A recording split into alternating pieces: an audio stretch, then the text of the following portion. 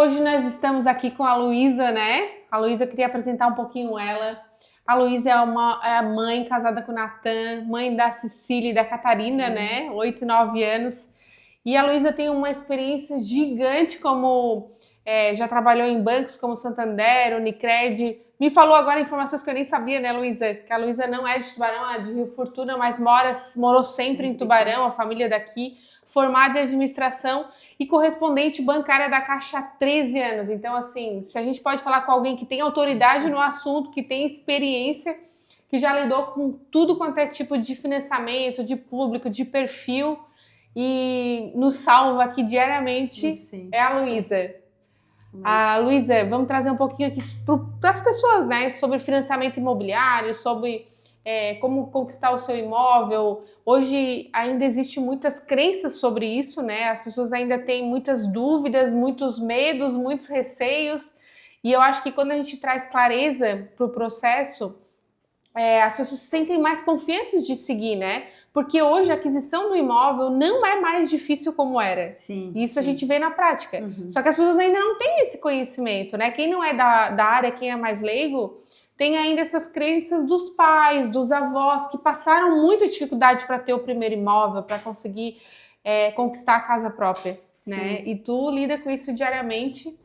Então vamos lá conversar um pouquinho sobre esse assunto? Sim, vamos até... Agora tu falou sobre isso, com 17 anos eu era terceirizada da Caixa Econômica, quando eu era menor, e naquela época um funcionário da Caixa digitava o contrato de financiamento manualmente, né? Hoje é tudo digital, então as assinaturas dos clientes, né, toda a conformidade da operação, a gente leva para a agência já uma situação muito mais pronta do que antigamente. E muitas pessoas veem, mas eu estou vendendo meu imóvel, quanto vai demorar? 6, 8 meses? E não, a gente sabe que muitos imóveis, em um mês a gente está assinando o contrato de financiamento, né? Então, teve uma grande evolução. Eu já estou nesse ramo há 13 anos e desde que eu entrei, ainda mais, se pensar mais atrás ainda, mas desde que eu entrei, muita coisa melhorou, né? Muito mais ágil, a gente já tem muitas situações que favorecem o comprador, o vendedor, né? O próprio cartório também registrando mais rápido, então é um processo que tem caminhado rápido. Sim, sim. Tu falasse aí, a Luísa começou na Caixa, ela estava falando, eu pulei essa parte, mas ela falou que ela começou como aquelas pessoas que ajudam ali, né? Conduzir as pessoas ali dentro em pegar informações e como seguir ali dentro da Caixa Econômica. Isso. Então, olha a riqueza e a trajetória que tu tem bancária, né? De conhecimento de como funciona o processo. E tu falasse aí, eu lembrei de uma época que eu pegava dos imóveis que a gente tinha o contrato, ia no cartório, né? Ia no cartório fazer ali toda a parte de registro do imóvel.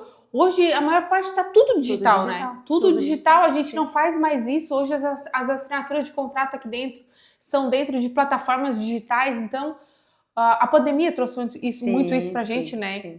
Avançou muito o processo e está avançando de uma forma com a IA aí, com tudo que está vindo, de uma forma muito rápida. E isso só facilita o processo para nós e para os clientes. Sim, né? Sim, perfeito. Então, eu já vou começar a gente falando desse processo de acelerar, vou falar sobre uma das perguntas aqui, que as pessoas têm muita dúvida. Quanto tempo leva uma aprovação de crédito? Até gravei um vídeo sobre isso, falando da diferença entre simulação, contratação, aprovação de crédito, porque isso gera dúvida também, né? Sim. Tu fala um pouquinho disso para nós, Luísa, esse processo. Na verdade, inicialmente, a gente começa com a simulação, né, que é para entender qual a modalidade que o cliente vai se enquadrar, né, de acordo com o imóvel, com a renda, né, com a idade. Tem várias situações que a gente precisa dessas informações para alimentar um sistema, um simulador, que na verdade está no site da Caixa, né? Qualquer pessoa pode simular. E muitas vezes a gente simula e passa para o cliente, então está aprovado? Não, não está aprovado, né? Só está simulado de acordo com a informação que eu preenchi. Para aprovar o cadastro, eu tenho que alimentar no sistema. Aí sim, preciso comprovar o estado civil, a CNH, o endereço, a renda, o imposto de renda e todas as outras informações complementares. Sim. Inclusive a simulação. Porque quando a gente aprova, eu já tenho que dizer qual a modalidade. É um Minha Casa Minha Vida? É um SBPE? É imóvel novo, usado? É construção? Então, essa parte de aprovação de cadastro é posterior a pessoa já ao menos identificar mais ou menos o imóvel, né? Sim. e adequar ao financiamento que ele quer aprovar, né? Então, de fato, existe a simulação e existe a aprovação de cadastro. A simulação com os dados a gente consegue fazer na hora. A aprovação de cadastro, geralmente 1 ou 2 dias, né? Mas se está tudo ok, se não tem nenhuma trave, enfim, nenhuma situação a mais que a gente precisa aprofundar, geralmente no mesmo dia até no mesmo dia já faz uma aprovação de crédito. Olha só, a maioria das pessoas não sabe dessa informação. Não sabe. Porque em um dia a gente aprova o crédito ali com a documentação e a Luísa tem essa velocidade, a gente faz isso diariamente aqui, né, Luísa? A Luísa nos atende... a gente pede, não, então manda a renda. Não, a renda é 2.000. Eu disse, não, mas então para eu aprovar precisa me enviar a documentação, né? Sim. Então às vezes a gente não consegue ser tão assertivo e tão rápido porque em algum momento eles imaginam que só com as informações consegue aprovar. Sim. E aí não, né? Tem a documentação. Eu preciso ter a documentação, né? Exatamente. Completa. Luísa, fala um pouquinho pra gente como a gente falando de aprovação, como funciona a composição de renda, assim, para quem quer compor renda, né?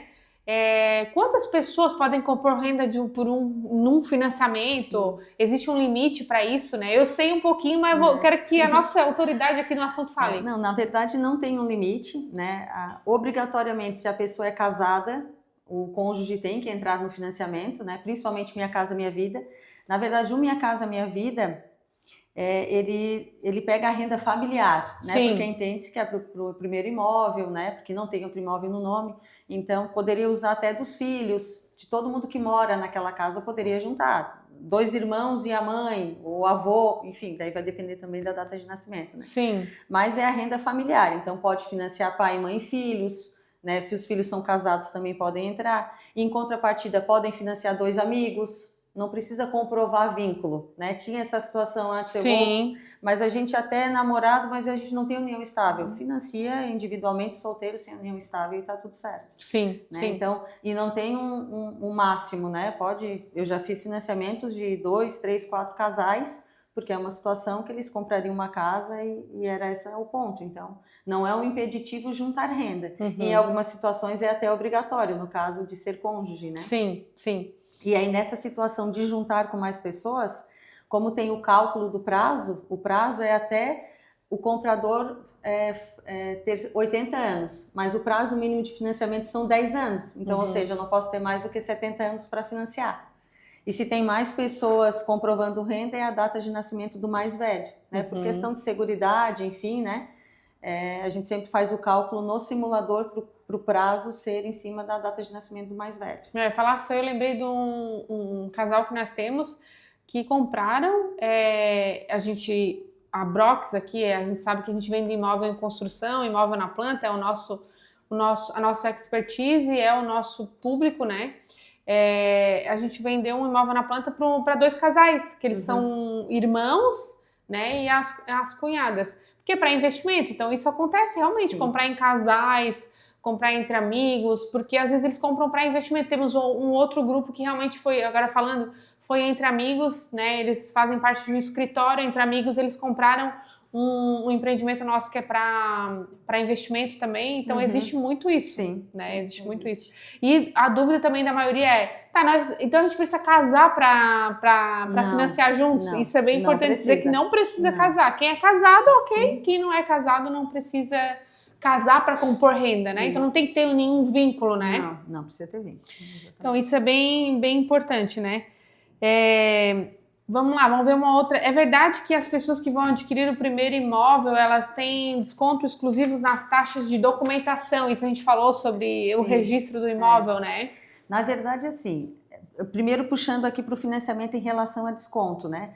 A Caixa, falando sobre as modalidades, Sim. antes de responder. Então, a gente tem 2 modalidades. Uma que pega recurso de FGTS, que é o famoso Minha Casa Minha Vida, e o outro que pega recurso de poupança, que é o SBPE. Né? Então, para esses que se enquadram no Minha Casa Minha Vida, eles não podem ter imóvel no nome para adquirir. Eu já posso ter tido um imóvel, inclusive já posso até ter financiado no Minha Casa Minha Vida, se eu vendi eu posso novamente se encaixar.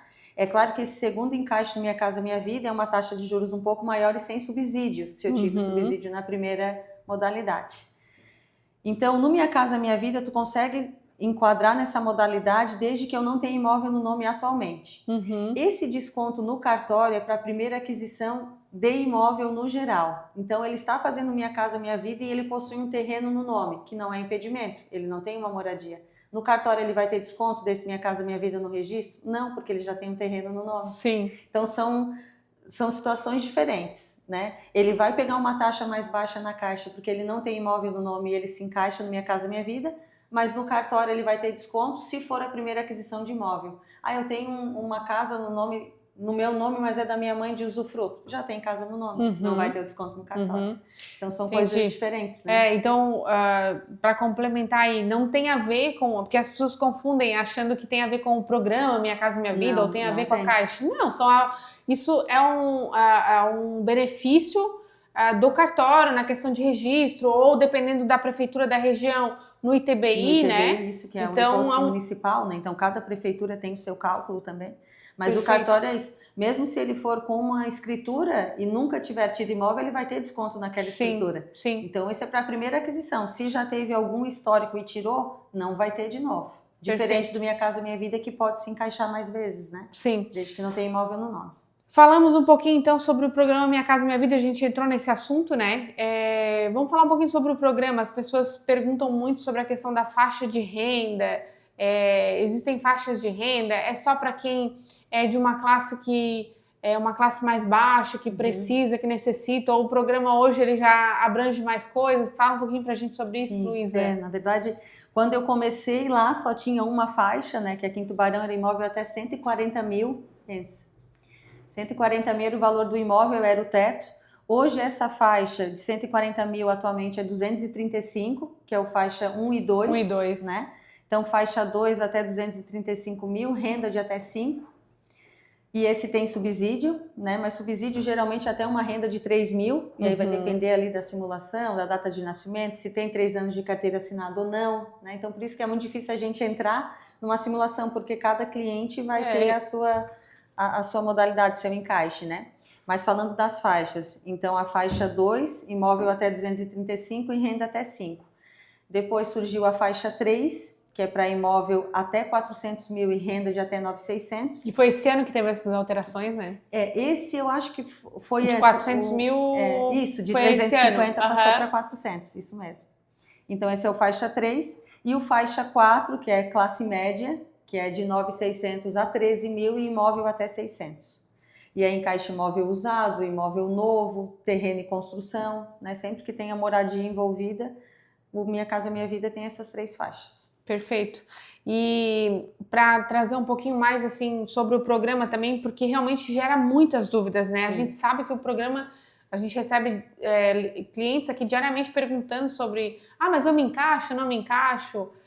Financia 100%, a gente já sabe que não, né? Que o banco financia 80% no máximo, né, Luísa, na modalidade Minha Casa Minha Vida. E que hoje é um programa que já, como tu falou ali, pega até imóvel de 600 mil, sim, renda de até 13 mil, então já não é mais um programa que serve só a classe mais baixa que precisa, mas a classe média também. Sim. E essas faixas de renda também, o que diferencia elas é a taxa de juros. Eu acho importante a gente falar sobre isso, né? A faixa 2, essa primeira faixa, a taxa de juros, se eu não me engano, até 6,5%, de 4% a 6,5%. A faixa 3 é 7,93%, né, ou 8,48%, depende se tem 3 anos de carteira assinada. E a classe média é 10,49%. Então, que é uma taxa de juros fantástica, né? Excelente. Dentro do mercado, essa taxa de juros anual aí.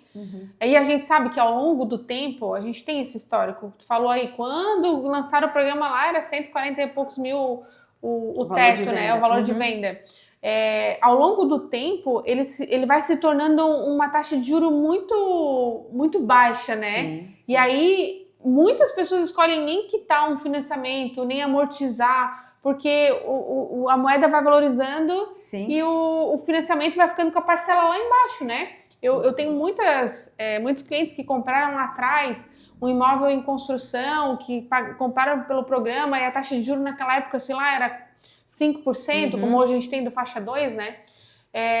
Passa 10 anos, A parcela que era... é muito pequena, né? Hoje tá uma parcela de R$500, R$400, a gente sabe que isso tu nem consegue mais hoje, né? Mas no programa que tu comprou lá atrás, isso vai acontecer com o programa para quem compra hoje. Sim. Comprei hoje pelo programa Minha Casa Minha Vida, peguei um faixa 3 ali, juro de 7,9, a parcela, vamos colocar ali uma média de R$1.900, R$2.000. Daqui a 10 anos essa parcela de R$2.000 já é muito baixa dentro do que aconteceu no... aí de evolução da moeda, né? Sim. Então, o programa acaba sendo muito atrativo nessa questão do juro, né? O subsídio a gente sabe que é só no faixa 1 e 2. Isso mesmo. Né, Luísa? Isso hoje em Tubarão tem bastante, Luísa. Tá um produto bem escasso, né? Sim, pela questão imóvel até 235, o que a gente ainda encontra alguma coisa é terreno, né? Que daí às vezes consegue encaixar uma casa, enfim, mas imóvel pronto... Né, realmente é muito difícil. É muito difícil porque a gente não consegue mais construir Sim. Com um valor de venda tão pequeno, porque o preço do material de construção, mão de obra, está muito elevado, né? Sim. Hoje, falando aqui da Brox, a gente trabalha dentro da faixa ali de teto do programa do faixa 3, do Minha Casa Minha Vida. Porque realmente é muito difícil na nossa região hoje construir com valor menor. Sim. Né? E a gente trabalha com imóvel de acesso, então... É o que a gente hoje consegue entregar qualidade, porque não adianta tu construir com valor menor e não entregar qualidade de moradia, né? É o nosso foco, qualidade, dignidade, então a gente se encaixa aí nesse teto. A gente utiliza recursos do FGTS, como tu citou ali, então eu vou perguntar aqui para ti sobre o FGTS. Ele pode ser usado na compra do imóvel, né? Isso. Me fala um pouquinho sobre o FGTS. O FGTS é a mesma regra do Minha Casa Minha Vida. Não pode ter imóvel no nome, né? E tem que ter 3 anos de carteira assinada no total de registros. Né? Não da empresa agora que está registrado, mas é o total de registros da vida, vamos dizer assim. Sim. E aí, o cálculo que o sistema vai fazer é no mínimo 20% de entrada, se a renda dele comportar os 80%, e desse 20% de entrada, desconta o FGTS. Né? Então, numa situação de um imóvel de 100 mil, está financiando 80. Esse 20 mil, se ele tiver 10 de FGTS, o 10 mil entra para o vendedor e ele só fica 10 mil para acertar. Né? O valor do financiamento, o valor do FGTS, o valor do subsídio, se tiver... ele entra sempre na conta do vendedor, né? Tem essa dúvida também, tá? A Caixa vai me pagar e eu vou fazer o pagamento para o vendedor? Não, né? O contrato da Caixa é escritura pública de transferência. Então, assina comprador e vendedor. O vendedor está transferindo a tua casa, sabendo que depois dessa transferência o dinheiro vai entrar direto na conta dele. Então, não é uma questão de confiança que o comprador vai te repassar o dinheiro. A Caixa deposita na tua conta, né? É uma garantia para toda uma segurança, né? Então, e o dinheiro fica bloqueado, o vendedor também não recebe, porque se chegar lá no cartório e não conseguir transferir, cancela o contrato e não vai para frente, né? Então, é amarrado dessa forma. O comprador, ele tem que registrar, passar o imóvel para o nome dele, alienar para a Caixa, para o vendedor receber, e aí segue com o novo imóvel, enfim, né? Sim. Com a venda. A Luísa trouxe pontos bem importantes que a gente escuta no dia a dia aqui com os clientes, essa dúvida de que, tá, mas então o que eu tenho que dar de entrada, para quem eu dou? Porque eles, no popular, né, Luísa, nós somos colocados tudo num bolo só. Quem está comprando acha que a construtora, o correspondente, a Caixa, é tudo uma coisa só. E não é. É importante a gente desmistificar isso e colocar cada coisa no seu lugar, né? Quando uma pessoa compra um imóvel com a construtora, o banco financia os 80% no máximo, né, Luísa? Então, esses 80% é financiado pelo banco, através da tua renda, como a gente passou ali, da aprovação do teu crédito. E esses 20% que o banco não te empresta é o que ele paga para a construtora. Então, existe esse diferencial. A construtora é uma etapa, a Luísa entra na etapa do banco, dessa aprovação de crédito, que é a correspondente imobiliária, né? Da análise do crédito, depois da contratação do crédito junto à Caixa Econômica. Então, existe essa caminhada do cliente. E trazendo um pouquinho aqui para a Brox, apesar de serem coisas distintas, o nosso maior diferencial é a gente conduzir o cliente nessa etapa toda junto aqui em parceria com a Luísa, né?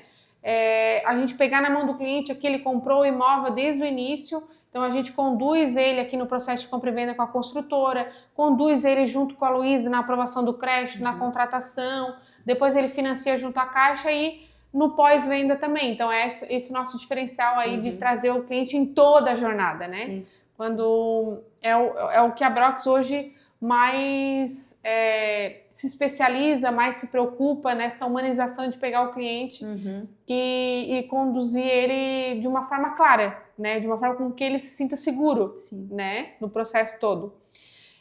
Vou falar um pouquinho sobre amortização também, que é uma dúvida da grande maioria. Como é que funciona o processo de amortização de um financiamento? O que é amortização? Né? Amortização é antecipar o pagamento da tua dívida, né? Vamos supor que tu tenha pego 100 mil de financiamento. Esse 100 mil vai gerar uma parcela que tu vai pagar mensalmente. Daquela parcela, uma parte é juros e uma parte vai ser amortização lá do teu saldo devedor.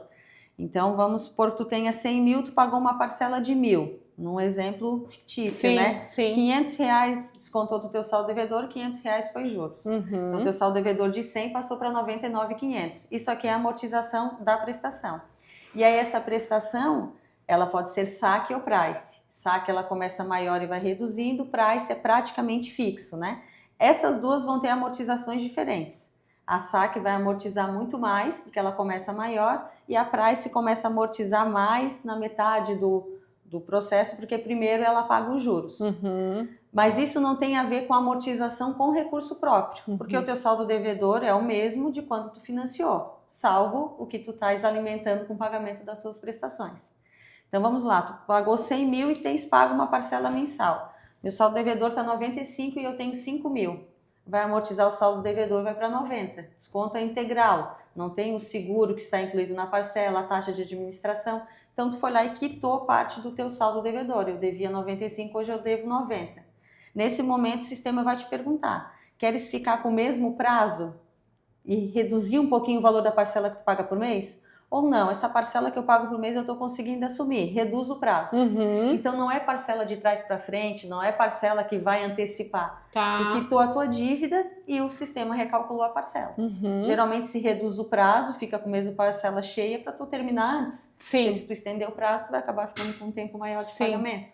Mas a amortização, independente se é saque ou price, tu vai lá na veia, né? Lá na tua dívida e quita e recalcula o teu contrato. Ou seja, tu tira juro, né? Tu tira juros, com certeza. Tanto é que se tu financia 100 mil, finalizou no cartório, antes de pagar a primeira parcela, não sei nem se o sistema aceitaria, mas se tu quiseres quitar, tua dívida é 100 mil. É 100 mil.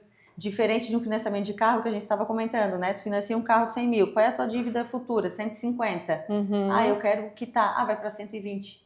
Eles dão um desconto da tua dívida futura. Sistema habitacional, não. Tu tens a tua dívida aqui, o juros está na parcela. Se tu não pagar nenhuma parcela e amortizar, tu vai pagar exatamente o que tu contratou. Perfeito. Mas é claro que sempre vai ter uma ou outra parcela que tu vai ter que pagar, até porque tem um registro de contrato no cartório, né?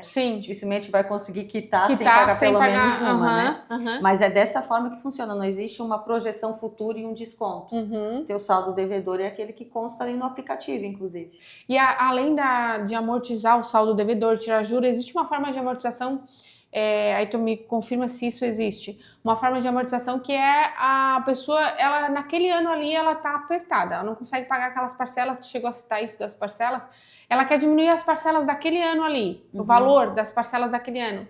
Ela tem um saldo de FGTS ou ela mesmo quer aportar, ela consegue diminuir as parcelas daquele ano, daí não abate juros, é só... Isso. Aí a amortização não é no saldo devedor e sim utilizando o FGTS para pagamento das parcelas. O FGTS tu pode utilizar a cada 2 anos para amortizar o saldo devedor, nessa situação que eu acabei de explicar, ou a cada ano para diminuir o valor da prestação no próximo ano. Então eu tenho 1 ano de prestação aqui, eu tenho 5 mil de FGTS. O sistema vai pegar 5 mil, dividir por 12 e vai dar esse desconto nas próximas 12 parcelas.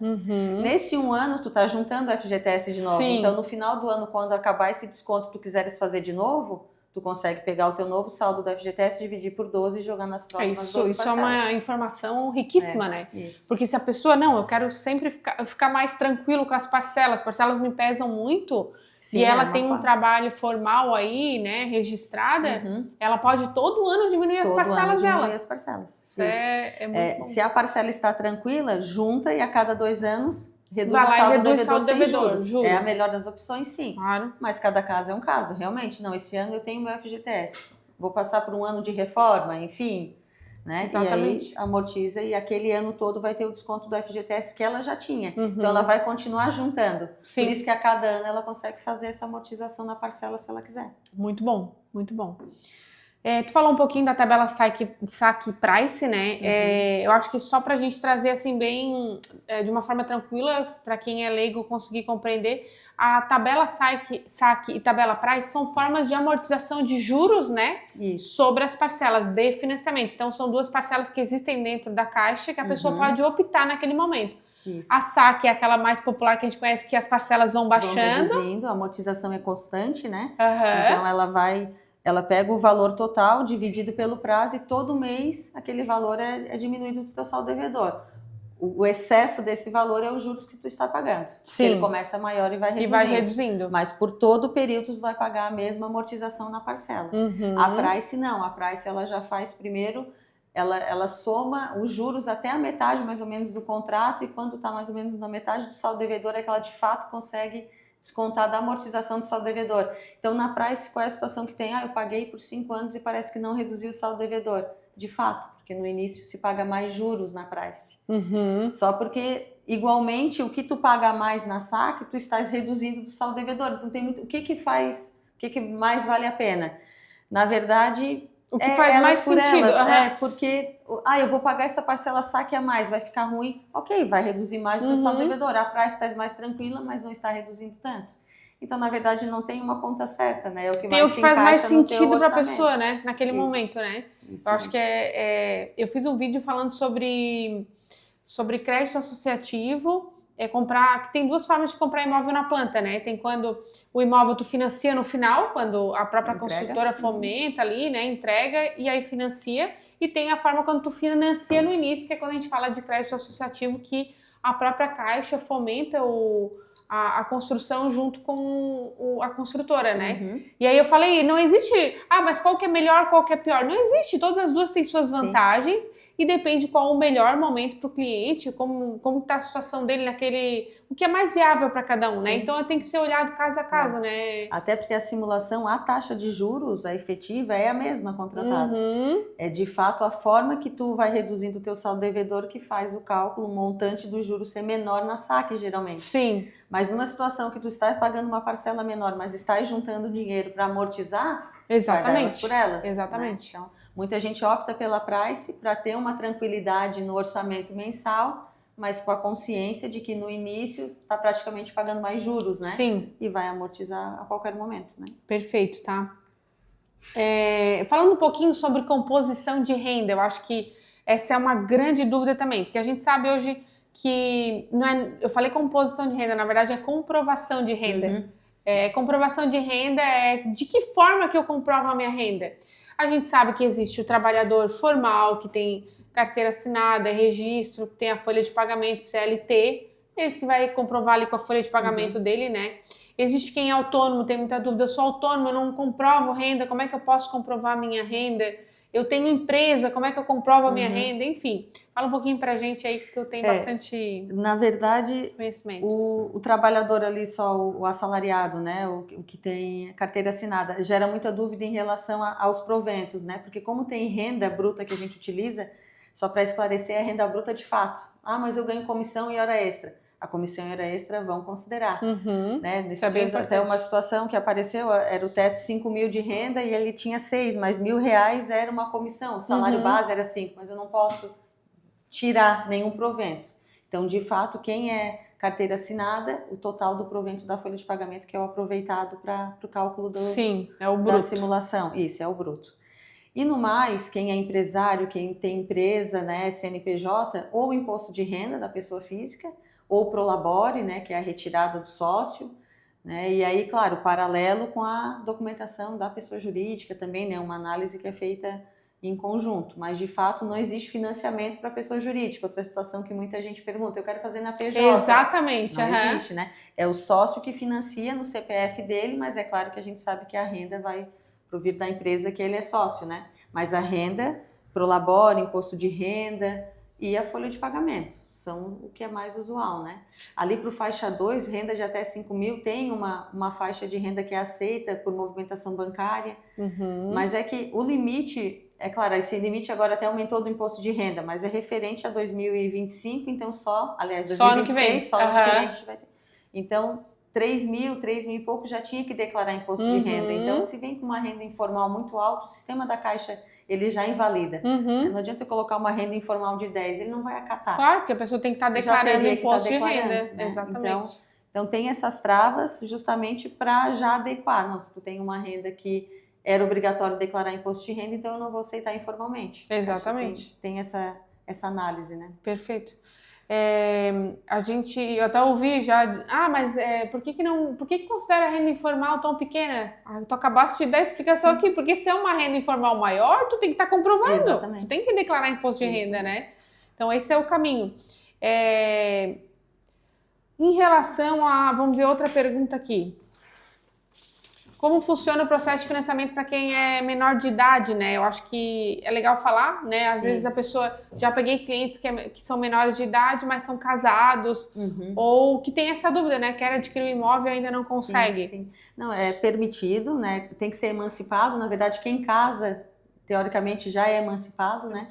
E comprova renda normal, enfim. Só que eu, como correspondente, sou impedida, né? Nesse caso, teria que ir numa agência, mas é possível. Mesmo menor, consegue fazer o financiamento. Tá, perfeito. Luísa, se tu pudesse dar 3 conselhos para quem quer fazer um financiamento. A gente falou um pouquinho disso. Vamos dar esses conselhos para quem quer aprovar um financiamento e ainda não consegue. Na verdade, eu atendo público, às vezes, que me procura para entender se vale a pena. Não, eu devo entrar no financiamento, eu devo juntar dinheiro, enfim, né? A gente tem um histórico aqui, uma cultura de que os meus pais, né, construíram uma casa e ia com recurso próprio, emendando a casa, enfim. E hoje a gente, na verdade, já pega um financiamento muito cedo e com isso já consegue dar um passo maior ali na frente. Eu falo pro meu marido, né? A gente tem uma casa, mas porque a gente financiou um apartamento menor antes, em algum momento a gente conseguiu negociar e dar um passo, enfim. E com 13 anos de correspondente, eu vejo muito isso, né? As pessoas que financiaram lá o primeiro empreendimento que eu fiz e hoje já venderam e já compraram um outro, e a gente vê que as coisas vão desenrolando, enfim, com a ajuda do financiamento, né? O que é interessante? Qual é o meu conselho? De fato, simular e se encaixar numa modalidade que seja de acordo com o orçamento, né? Esse Minha Casa Minha Vida, que tem essas faixas de renda, às vezes cria uma certa dúvida, né? Tá, Luísa, eu tenho uma renda de 3 e Minha Casa Minha Vida não está 600 mil? Não, mas espera aí. E aí eu mostro a tabelinha. Existe o Minha Casa Minha Vida maior, mas a tua renda de até 5, o ideal é que tu te encaixe nesse imóvel de até 235. Então, assim, é também uma preocupação nossa, né? Porque às vezes tu olha aquela parcela, mas esquece que vai ter 20% de entrada, que vai ter o custo da transferência. Então, assim, eu acho muito positivo financiar, acho muito positivo tu entender do financiamento e ver que tu tem capacidade, mas se preparar com a entrada, se preparar com o custo de transferência, né? Com a parcela que virá e de fato entender qual tipo de imóvel tu consegue adquirir, né? Porque tem bastante imóvel para escolher e às vezes eu sinto isso e a inadimplência está alta, né? Não podemos deixar de falar isso, a gente vê muitas pessoas endividadas, enfim, e às vezes é porque nesse momento de escolha acabou visualizando uma situação diferente do que era a sua capacidade. Perfeito. Então a minha dica, né, o meu conselho é que um passo de cada vez, né? Eu vejo pessoas financiando hoje, daqui 2, 3 anos, nossa, eu já consegui ver outra situação e consegue negociar o imóvel. Então, assim, que dê esse primeiro passo, que guarde ali a reserva, que coloque no seu orçamento, eu preciso ter 20%, se o imóvel é 200 mil, eu vou precisar de 40, então eu vou guardar esses 40 mil. Se o imóvel é 500 mil, eu preciso de 100, cada um dentro da sua escada, né? Sim. E cuidar do seu nome, né? Muitas pessoas eu não consigo aprovar, não aprovou a parcela que a gente precisava, porque tem um financiamento que eu emprestei meu nome, e aí às vezes acaba não conseguindo realizar o seu sonho porque ajudou a outra pessoa. Não que isso seja ruim, mas é uma situação que precisa ter um nome. De cuidado, né? Até o próprio score, né? Que não é uma situação que o sistema da Caixa valida, mas a gente sabe que caminha, né? Junto. Sem dúvida. Então, cuidaria do meu CPF, cuidaria dos meus rendimentos, e principalmente faria uma boa escolha. Faria uma boa escolha e se prepararia para isso. Sem dúvida. Tem gente que vai lá e conversa comigo, poxa, se eu tivesse vindo aqui há 5 anos, né, eu já poderia ter feito diferente. Exatamente. Então que seja nesse momento, enfim, eu acho que tem bastante informação, né, conosco, né. Até esqueci de comentar sobre isso, mas a gente tem 3 escritórios aqui em Tubarão, né? Nos fundos da agência da Caixa do Maitá, do lado do Nosso Fruto, e em Capivari. Então a gente atende, eu tenho meninas lá que conhecem bastante do produto, que podem simular, que podem só tirar dúvida, né, para quem está iniciando nessa jornada. Então a gente está aqui para orientar e para tentar direcionar, né, porque a decisão é do cliente e a gente espera que seja uma decisão saudável dentro do que de fato ele possa assumir, e a gente gosta muito de trabalhar com isso, né? De dar certo, de tu entender que, poxa, a gente conseguiu orientar, esclarecer e ele fez um bom negócio, o comprador fica feliz, o vendedor fica feliz, nós, né, que somos... Todo mundo sai contente feliz, com a negociação. né? E pegando o gancho da Luísa, é bem importante isso que ela trouxe, sobre tu saber dar o passo certo, né? Porque o que eu vejo muito aqui na prática? Clientes que ou dão um passo errado, e acabam depois vindo aqui na Brox, a gente conseguindo esclarecer, ou travado que não consegue seguir. Sim. Por quê? Porque às vezes quer comprar algo que está fora da realidade no momento. Não, mas o meu sonho é ter um apartamento de 600 mil naquele lugar e tal. Ok, o teu sonho é esse, isso é super válido e tu tem que chegar lá, né? Tu vai chegar lá. Mas para eu chegar lá, não é mais fácil eu começar com aquele lá que eu tô no momento? Isso. Então, a minha renda é essa, eu consigo aprovar esse, eu consigo pagar esse por mês. Dá um passo. Não se frustra e não se congela porque eu não consigo esse. Sim. Que foi o teu exemplo que tu deu ali, né? Então, eu acho que a vida ajuda quem está em movimento. Isso. Né? Então, o primeiro passo é comprar aquilo que é possível hoje. E aquilo que é possível vai te levar para aquilo que hoje o olhar ainda é para o impossível, né? Então, realize... mesmo não sendo aquilo que tu almeja lá na frente. Porque tu realizando, tu vai chegar lá de alguma maneira. Eu falo, tem o boleto para pagar por mês ali, né? Por que é o nosso diferencial comprar o imóvel em construção? A gente vê muito na prática os clientes falando, mas eu pago aluguel, eu preciso de um imóvel pronto, porque daí eu paro de pagar o aluguel e vou pagar a parcela de financiamento. Só que na prática não é simples assim, né, Luísa? Por quê? Sim. Porque o imóvel pronto ele vai exigir que tu tenha 20% de entrada, na grande maioria. Sim. E esses 20% é o que te trava, porque tu não consegue juntar. Eu tô pagando aluguel, como é que eu vou juntar 70, 80, 100 mil? Não consigo, mas eu consigo pagar o aluguel e mais um boleto. Então, o imóvel em construção é um grande caminho, porque tu vai pagando o boleto todo mês da entrada diluído para a construtora, e quando ele fica pronto, tu vai pagar o financiamento da Caixa. Então, tu já saiu do aluguel, substitui o aluguel pelo financiamento da Caixa. É o que vai te deixar, talvez, naquele momento, com o orçamento mais apertado? Mas é o possível, é o que vai te realizar, né? Te levar para a conquista desse teu primeiro imóvel. Sem dúvida é o melhor caminho e o que te possibilita realizar esse sonho que hoje é o sonho de todo brasileiro e está muito mais acessível, né? Verdade. Luísa, eu queria te agradecer por esse podcast maravilhoso que a gente pôde esclarecer várias coisas. Ainda tem muitas dúvidas, né? Mas a gente vai ficar à disposição aqui. Quero agradecer as pessoas que estão assistindo o podcast. Se tiver dúvida, pode procurar a Luísa, pode procurar a Brox. Sim. A gente vai estar aqui disponível, esse é o nosso trabalho, a gente ama fazer isso, né, Luísa? Sim. Essa é a nossa realização, né? Além da nossa família, claro. Claro. E aí, se alguém tiver dúvida, também pode comentar aqui no YouTube, aqui nos comentários. E nos procure na rede social, Brox Empreendimentos, né? Luísa, correspondente imobiliária, lá no Instagram também consegue chamar. Vai ter o time para atender, a Luísa tem o time dela também, a gente tira todas as dúvidas e consegue te conduzir nesse caminho, né? Que às vezes parece ser tão difícil e na verdade é muito mais simples. Pra gente é simples, né, Luísa? Sim. Então por isso que a gente consegue pegar a pessoa pela mão aí e conduzir de uma forma que se torna tudo muito mais fácil. Sim, né? Perfeito. Agradecer também a oportunidade e fico à disposição. Obrigada, Luísa. Obrigada pela parceria. Então, tá bom? Obrigada.